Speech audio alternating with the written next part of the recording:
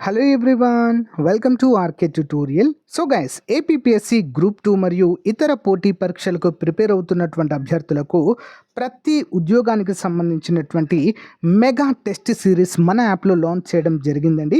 So APPSC group 2 మాత్రము 50,000 ఎంసీక్యూస్తో as per the APPSC new syllabus ప్రకారము ప్రతి టాపిక్కి ఆన్లైన్ ఎగ్జామ్ ఉంటుంది. ప్రతి టాపిక్కి పీడిఎఫ్ కూడా అందచేయడం జరుగుతుంది. జస్ట్ 99 రూపాయలకే మరి దివాళీ సందర్భంగా ఆఫర్ లాంచ్ చేశామండి.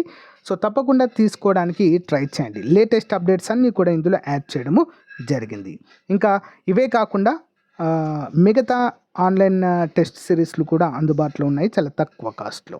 సో ఒకసారి మన యాప్ డౌన్లోడ్ చేయండి ఫ్రెండ్స్. మీకు నచ్చితే తప్పకుండా తీసుకోండి. Okay, all the best.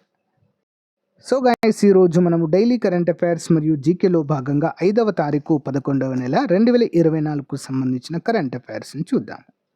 Question number 1. ముందుగా చిన్న లైక్ చేయండి ఫ్రెండ్స్. చాలామంది వీడియోస్ని చూస్తున్నారు, సపోర్ట్ చేస్తున్నారు, బట్ లైక్ చేయడం లేదు. లైక్ చేయండి. సో చివరి వరకు చూసి మీకు నచ్చితే ఫ్రెండ్స్కి షేర్ చేయండి. ఓకే. Question number 1.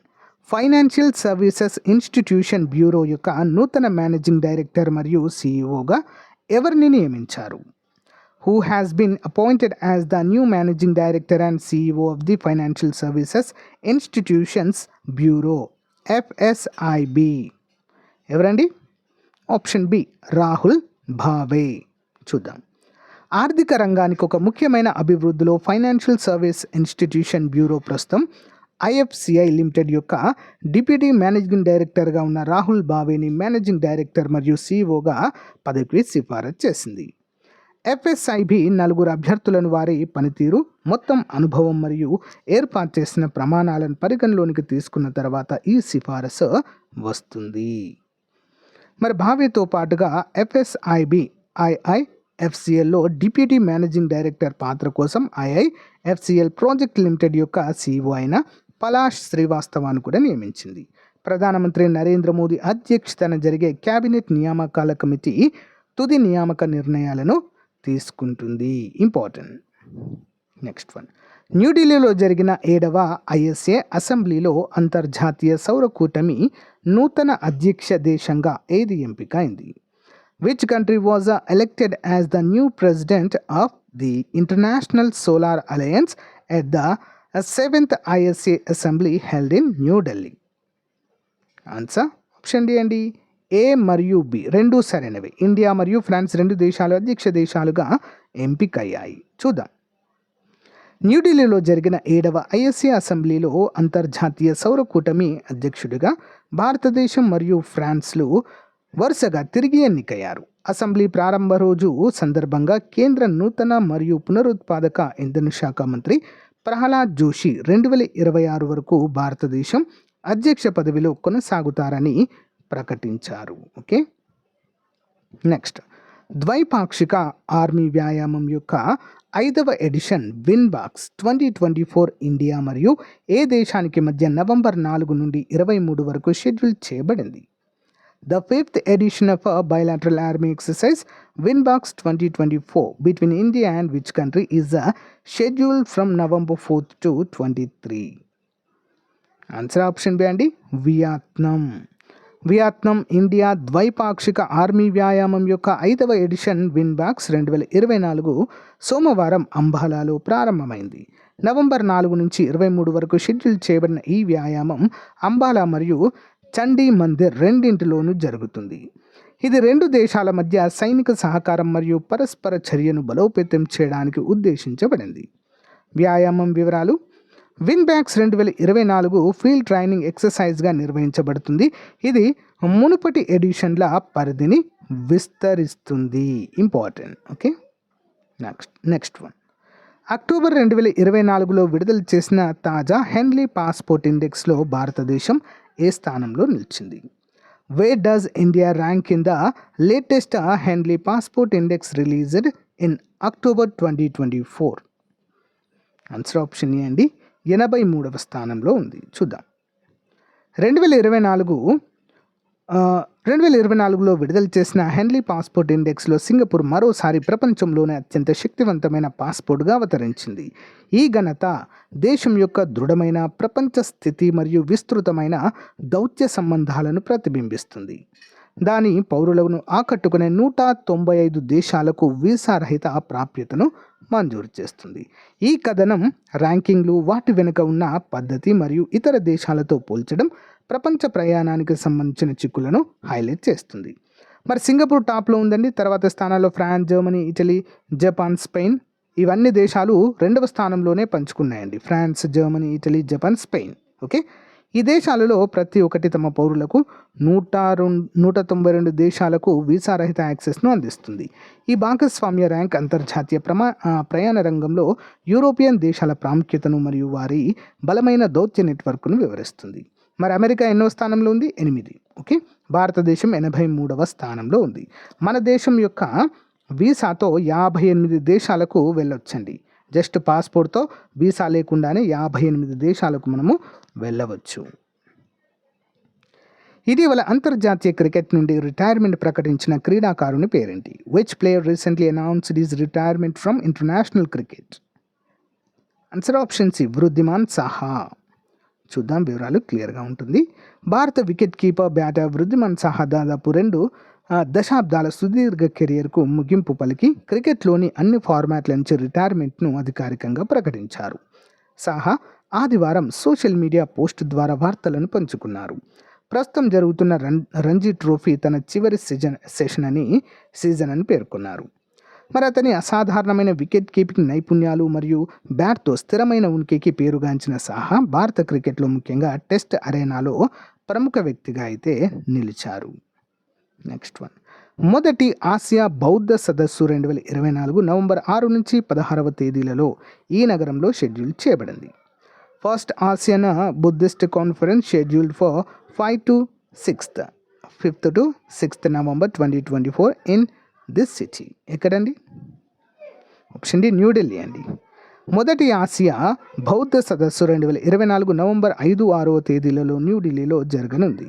సాంస్కృతిక మంత్రిత్వ శాఖ మరియు అంతర్జాతీయ బౌద్ధ సమైక్య నిర్వహించే ఈ శిఖరాగ్ర సదస్సు ఆసియాను బలోపేతం చేయడంలో బుద్ధ ధమ్మ పాత్ర అనే అంశంపై దృష్టి సారిస్తుంది. గౌరవనీయులైన భారత రాష్ట్రపతి ముఖ్య అతిథిగా హాజరవుతారు. సమ్మిట్ యొక్క ఉద్దేశము వివిధ బౌద్ధ సాంప్రదాయాలకు చెందిన సంఘ నాయకులు, పండితులు, నిపుణులు మరియు అభ్యాసకులను ఏకం చేయడం ఈ శిఖరాగ్ర సమావేశం యొక్క లక్ష్యము. మరి ఇది సంభాషణను ప్రోత్సహించడానికి మరియు అవగాహనను ప్రోత్సహించడానికి ప్రయత్నిస్తుంది.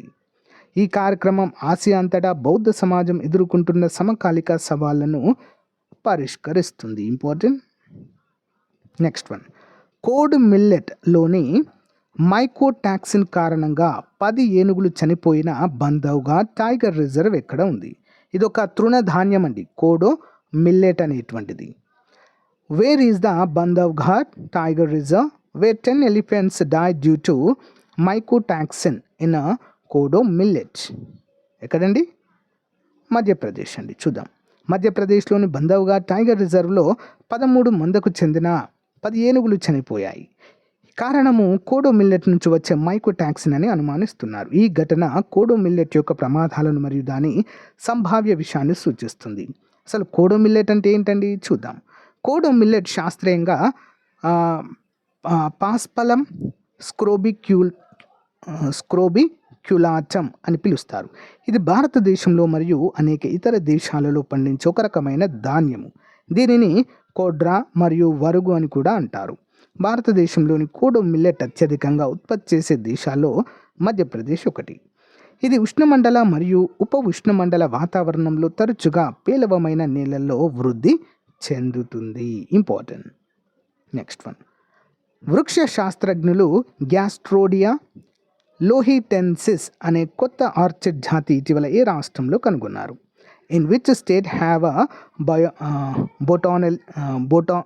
బొటానిస్ట్స్ అంటే వృక్ష శాస్త్రజ్ఞులు botanist recently discovered a new species of orchid called Gastrodia lohitensis. ఎక్కడ కనుగొన్నారండి?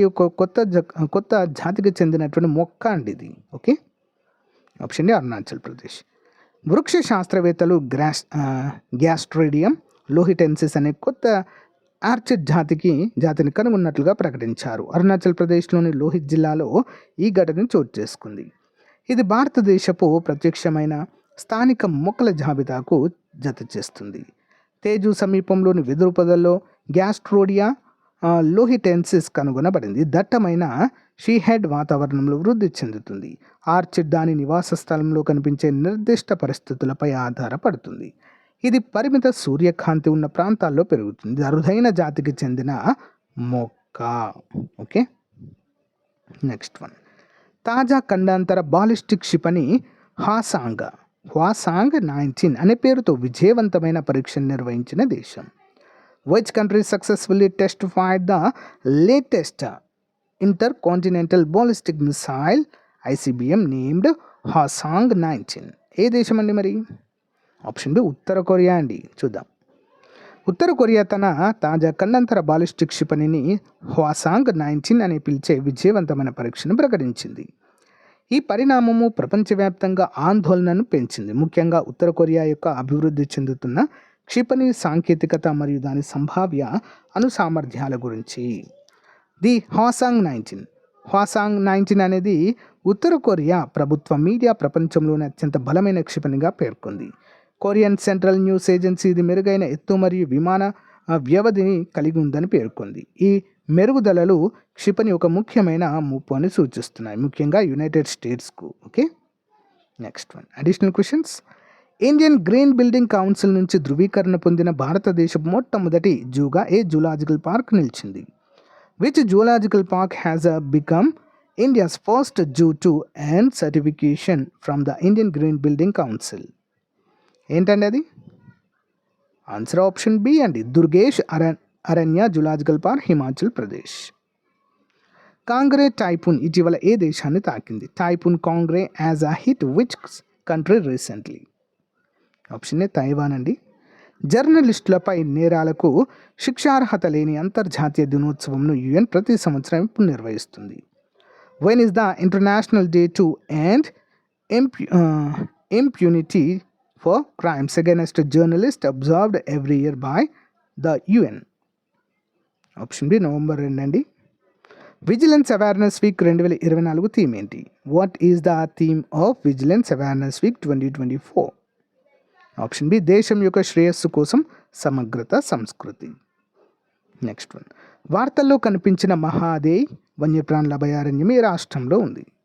మహాదేయ్ wildlife sanctuary which was seen in the news is located in which state? Option C Goa అండి. సో గాయస్, ఇది రోజుకు సంబంధించిన మోస్ట్ ఇంపార్టెంట్ కరెంట్ అఫైర్స్ అండి. మీకు నచ్చితే like చేయండి, తప్పకుండా మీ ఫ్రెండ్స్తో షేర్ చేయడం మాత్రం మర్చిపోవద్దు. Thank you for support. Have a nice day. Bye.